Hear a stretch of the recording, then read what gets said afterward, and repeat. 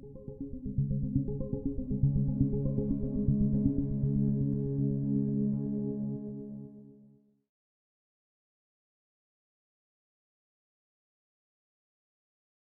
суралцагч нар цахим хичээлээр тэдэнд дамжуулсан мэдээллийг ойлгосон эсхийг үнэлэх, гол ойлголтуудыг өөрийн болгож авсан эсхийг мэдэх, шалгахад сорилын асуултуудыг үүсгэж оноогоор хэмжээд үр дүнг нь харах хэрэгтэй байна. За энэ нь суралцагчийн сурах чадварыг ойлгох, үнэлэх сайн арга юм аа. Энэ хэсгээр бидний судлах өөр нэг хувилбар бол завсралгаатай асуултын слайдыг ашиглан мэдээллийн ойлгоцыг бэхжүүлэх явдал юм аа.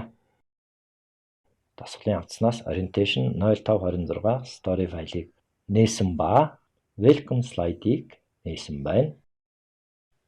За энд үзэгч сургалтыг эхлүүлэх эсвэл сорилтын асуултанд хариулгасан хоёр сонголт хийх болно.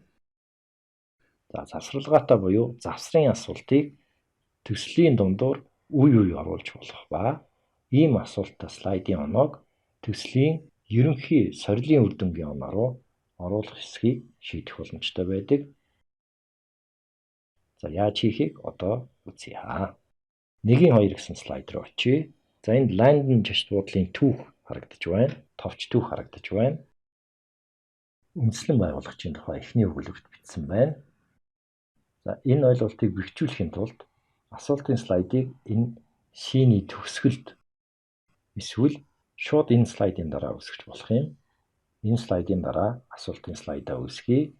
1-2 слайдыг сонгоод New slide дэлгэгдсэнээс ямар сонголтууд байгааг харъя. За энд Graduate question буюу оноотой асуулт, Survey questions буюу судалгааны асуулт, Freeform question буюу чөлөөт хэлбэрийн асуулт гэсэн сонголтууд харагдаж байна. За мөн Results буюу сорилын үр дүнгийн слайд үүсгэх сонголт байна. Эндээс бид Freeform question буюу чөлөөт хэлбэрийн асуулт төлөвийг сонгоё.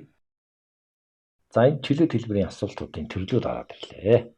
Drag and drop буюу чирч яваачих, Pick one буюу нэгийг нь сонгох, Pick many буюу хэд хэдийг сонгох, Text entry буюу текст богино мөр оруулах, Hotspot буюу идэвхтэй цэг. За Shortcut key буюу товчны осол зэрэг асуултуудын төрлүүд байна. За бид text entry буюу текст оруулах сонголтыг хийлээ. Баруун хэсгийг харуул тайлбар харагдаж байна. Insert slide товч дээр товчлоо. Text entry нэртэй слайд үүссэн харагдаж байна. За энэ харагдаж байгаа харагдцыг form view гэж нэрлэдэг. Баруун талд form view, slide view гэсэн хоёр төлөв товч харагдаж байна. За энэ харагдаж байгаа form view төлөвийг ашиглаж бид нар тохируулга хийнэ. Баруун талд байгаа form view-ийн доор асуултыг харуулсан thumbnail буюу жижигүүлсэн хөрөг харагдаж байна. За одоо slide view icon дээр товшъя. Слайд дээр байгаа энэ текстийн хүрээнд хариултаа бичих ёстой. Энэ текстийн хүрээг доош нь болгоод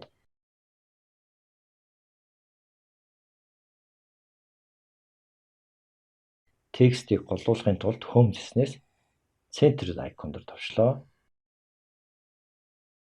Энэ слайд дээр одоохондоо асуулт байхгүй байна. Асуулт оруулахын тулд Insert гэснээс Text box гэсэн icon дээр товшино. Текстийн хүрээг зүүн ирмэгээс баруун ирмэг хүртэл татаж өглөө. Хариултын дээр байрлан Centered icon дээр товшоод голлууллаа. What is the first and last name of founder of London Hotels гэж англиар бичиж өглөө. Текстийн хүрээг сонгоод өсгийн фондыг өөрчилж болно. Монголоор бичиж болно. Өсгийн хэмжээг томсгож болох юм. За 18 point гэж авлаа. Доор байгаа type your text here гэсэн мөрийг сонгоод монголоор энд хариултаа бичнэ үү гэж өөрчилж өгье.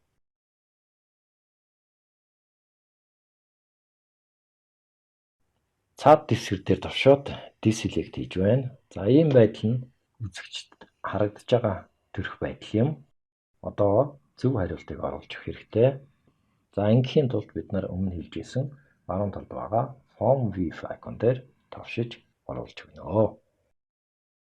Энд бид acceptable answers буюу байж болох хариулт гэсэн мөрөнд зөв хариултаа бичнэ. За зөв хариулт нэгээс дээш байж болох нэ. A гэсэн мөрөнд товшилт хийгээд англиар Arthur Landon гэж зөв хариултыг бичлээ. B мөрөнд монголоор бичиж өгье. Arthur Landon гэж бичиж өглөө.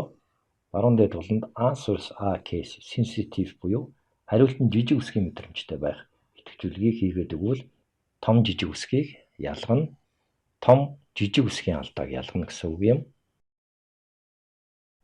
Энэ итгэвчүүлгийг авлаа. Fill to evaluate мөрөнд text entry төлөвийг сонгоно.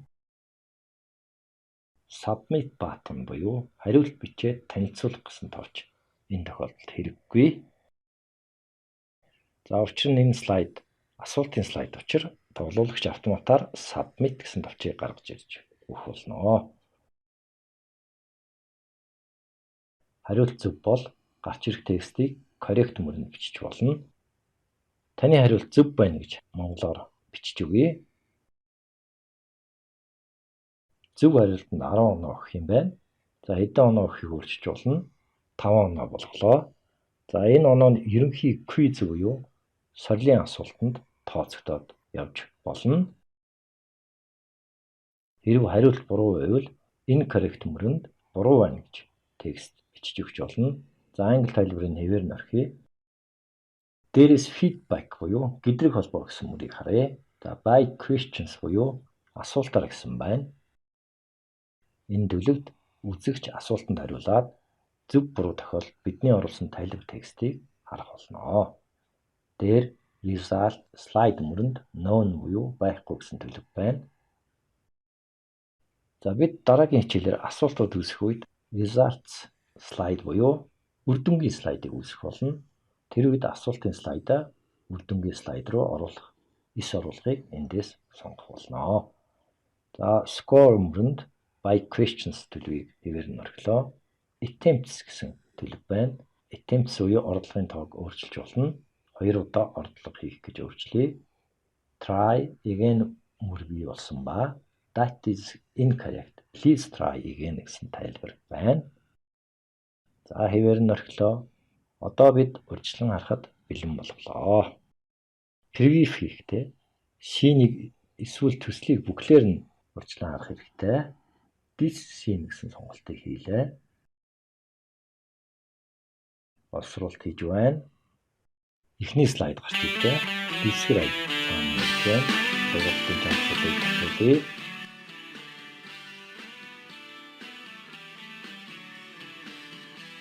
Start training товч дээр тавьчлаа. Жошдгуудлын тухай товч түүхийг энд уншиж болно. За уншлаа. Next товчийг тавьчлаа. Слайдуудын дундуур оруулсан асуултын слайд гарч ирж байна.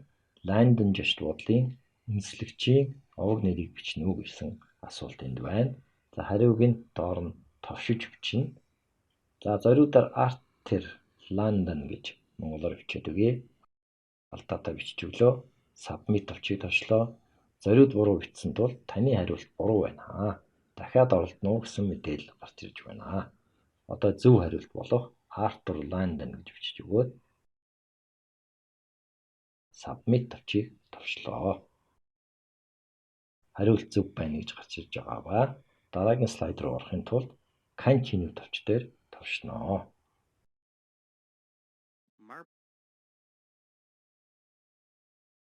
Дараагийн слайдууд автоматар 5 секунд болоод өөрчлөгдөж байна. За бид энийг өмнө өөрчлөх ёстой байсан, өөрчлөөгүй юм байна. Өөрчлөн харах цонхоо хаяа.